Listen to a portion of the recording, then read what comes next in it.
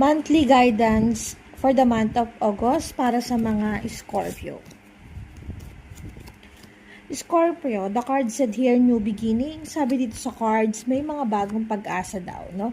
Sabi dito rin sa cards, magiging masaya ang month of August mo. Kaya lang, mag-ingat ka daw sa mga tao na mga nakapaligid sa'yo. Sabi dito sa cards, lalo na pag mga female version, no?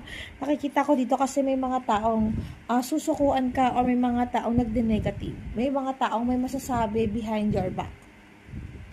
Pero this card showing na magiging masaya ka sa buwan ng August. Kasi nakikita ko dito, you're still blessing. May mga papasok daw sa yung blessing.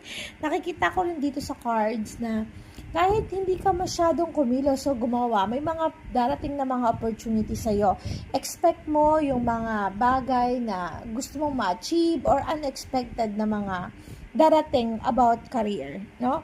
Nakikita ko dito kasi yung success. At sa love life, nakikita ko rin nagiging maayos ang takbo ng iyong love life. Sa buwan ng August, nakikita ko dito kung ikaw ay isang single na Scorpio, nakikita ko dito na mayroong mga paparating para sa'yo. At itong mga paparating sa'yo is genuinely naman maayos, or nakikita ko rin dito na sincere, kumbaga gano'n, no?